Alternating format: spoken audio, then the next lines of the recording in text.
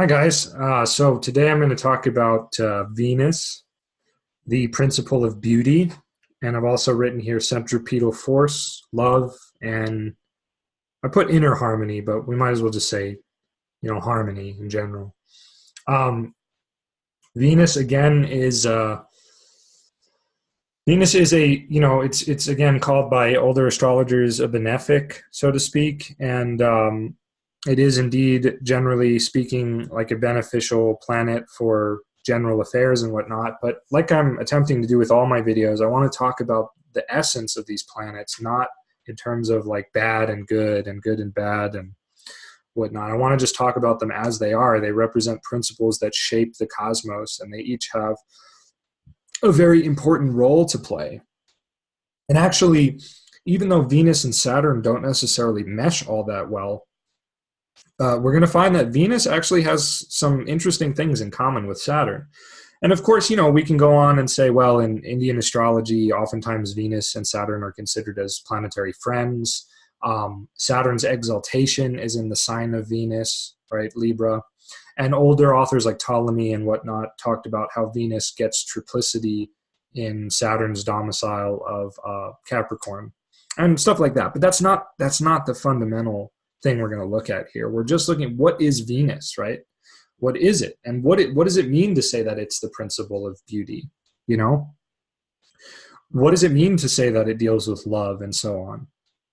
Well, basically, Venus, like Saturn, focalizes, right? But whereas Saturn focalizes impersonally, right, and is the foundation of much of our life, right, because it's the skeletal structure and whatnot, Venus focalizes in a more personal, subjective manner, right? Venus is about creating some sort of inner harmony surrounding life, right? So as Mars bolts outward and, is constantly in motion, like I said in the last video, right, Venus is sort of the natural structure that sound is going to follow. There's going to be a pattern to sound.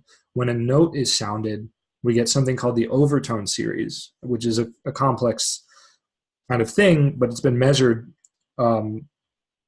scientifically and whatnot. And it's also probably what Pythagoras based most of his sound and musical experiments upon. But the overtone series is basically like when a note sounds, it's always going to then, as it fades, as the sound fades and becomes more subtle, so to speak, or rather as the vibration begins to die out, what happens is you get an octave, right? And then you get basically a fifth, and then a fourth, and then a third, and then another third or whatever, and then eventually seconds, and just keeps getting smaller. So it's kind of like, it follows this sort of this natural rhythm and cycle every sound does, right? So that's like a Venusian thing in a sense. Venus is the opposite of Mars, basically. It counterbalances Mars. They form a dyad, naturally speaking, right? And they're even both, if you'll notice here, right, they're both in this planetary order. They're on either side of the sun, okay?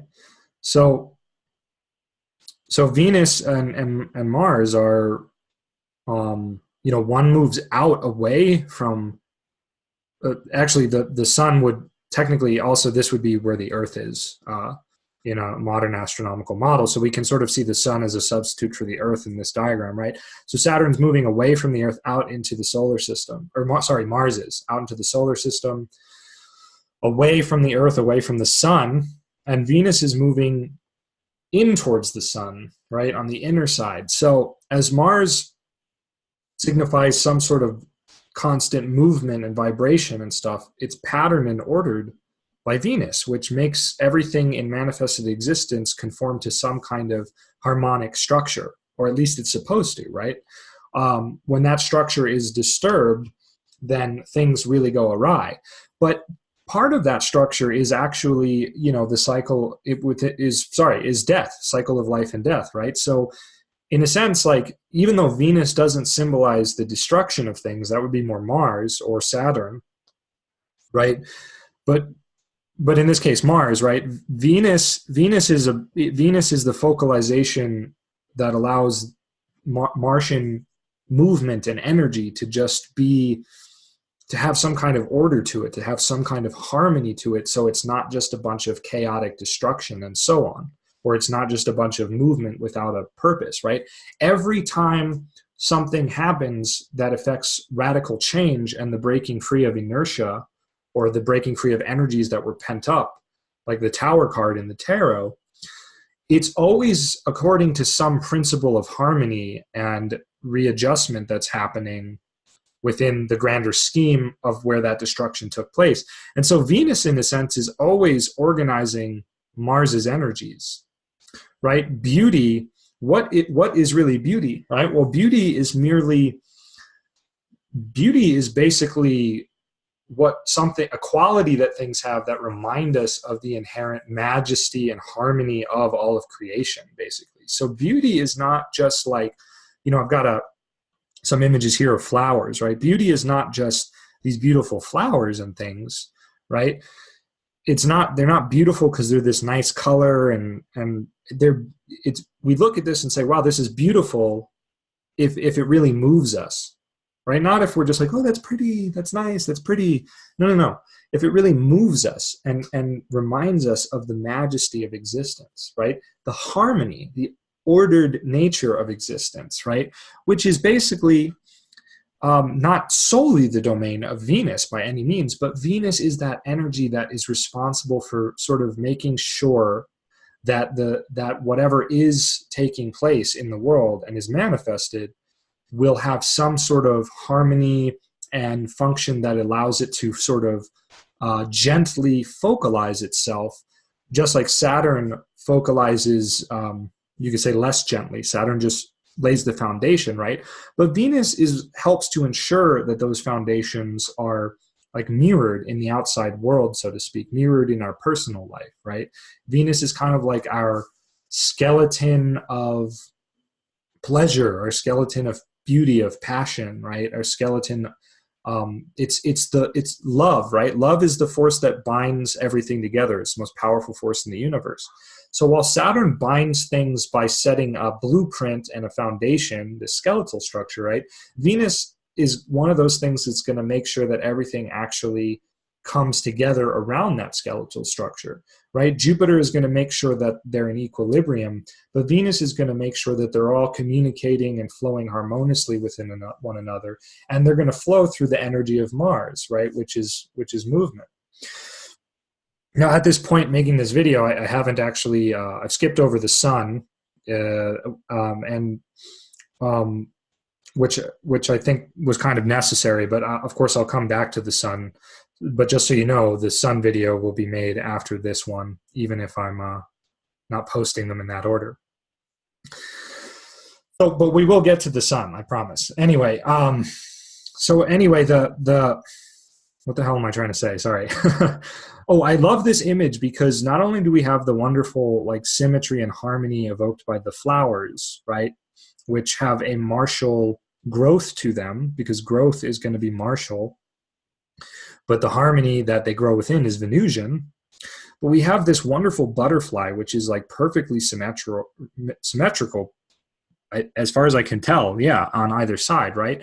So again, this is like the mirror of life, right? The as within, so without kind of thing. And so Venus is very much a mirror planet. It mirrors, by creating harmony within, we create harmony without, and by creating harmony without, we can affect harmony within. So again, Venus brings things together, whatever is moving constantly in motion, developing, changing, and all this stuff, which is very Mars, right? Venus is there to basically bind those things together and rein them back in and make sure that they're balanced and harmonious and flowing and so on. Okay, so I spent an awful lot of time with that. Please forgive me. We're going to talk a little bit about Venus from the Sufic perspective. So the mode of working of the mind, which is complementary to reason, which is ruled by Saturn, is imagination. Al-Khayal, I think is how you pronounce it. Al-Khayal. In relation to the intellectual pole of the mind, imagination may be considered as its plastic material. This is very interesting. It's something that is being molded, so to speak. For this reason, it corresponds by analogy to the materia prima, the primal matter, so to speak, on which the plastic continuity of the cosmic dream, right, Maya, Lila, so on, the illusion of existence, depends just as subjectively it depends on imagination. So let me read that again. For this reason, it corresponds by analogy to the materia prima on which the plastic continuity of the cosmic dream depends just as subjectively it depends upon imagination. Wow. So basically it's saying that the subjective portion of our dream is based upon our imagination, right? Our thoughts create our reality, just like Buddha and others have said. So that is kind of a complex sentence, but that's the gist of it from what I can understand. If the imagination can be a cause of illusion by binding the intelligence, right, the Saturn function, and to a certain degree the Mercury function, to the level of sensory forms, it nonetheless also has a spiritually positive aspect insofar as it fixes intellectual intuitions or inspirations in the form of symbols. So we often receive intuitions in a mental form that appears as a symbol, something we can imagine, right? For imagination to be able to assume this function, it must have acquired in full measure its plastic capacity. The misdeeds of imagination come not so much from its development as from its being enslaved by passion and feeling, kind of our more earthly, worldly nature, right? Our more egotistical nature. We can imagine Star Trek, but then we end up living Real Housewives of Beverly Hills, like a friend of mine likes to say, right? So we can imagine both, and we end up living the shittier one because we're a whole lot of schmucks most of the time. Imagination is one of the mirrors of intellect. Its perfection lies in its remaining virginal and of wide compass. So imagination in and of itself is just sort of a natural function. It doesn't really have an agenda. Its agenda comes from it being allied more towards the realm of the intellect, the spirit, the soul, or with the, the passions, the feelings, the desires, the fears. And as we saw in the Mars video, right, with conjecture, right, which can be based on doubt and paranoia produced from certain egotistical afflictions, basically. So it's really a fascinating thing because, again, here we see this principle of beauty and harmony being reflected in this individualized notion of, or capacity for imagination, right? To dream ourselves out of a world ruled by cats. I haven't written that here, but there's a wonderful comic series called Sandman by Neil Gaiman, and there's a part where these cats are ruling over humanity, and the humans are tiny and the cats are huge. But the humans had the capacity to dream or imagine a world that they wanted to inhabit. So they dreamed and imagined a world in which they were the overlords of the cats, and the cats were now small. And the cats, not having the capacity for dreaming and imagination, could not reverse the effects. So I've always liked that story, even though I've never read the comic, but I've always liked that story. And, with imagination, it's that thought of that would be wonderful. It can negatively be, this is going to be terrible and that stuff, but it ultimately allows us to envision the world or life we wish to create through our will, which is related to the sun, right? It's the image creator, imagination, image creator. So again, beauty and harmony and centripetal force going within, right, is reflected in the human capacity for imagination. We are hopefully imagining things in a way that would best serve our life, but just on a basic level, right? We imagine those things that are in harmony with the way we function, whether we're dysfunctional or more functional, right? We're imagining things based upon that and so on. So that's pretty much, I think that pretty much sums up Venus. And I I think there's more to this than I'm willing to explore right now. I hope you will explore it further and maybe come up with some things that I didn't touch on in this video. Again, all of this stuff is a little challenging sometimes to put into words because it's so arcane, and it can make sense intuitively and from a feeling perspective, but sometimes it's very difficult to describe it. So I hope I avoided any circular logic pitfalls in this video and my other planetary videos. Um, but if you liked this video, please hit like, subscribe, share it around, and check out my website for personalized readings. Have a great day. Thanks.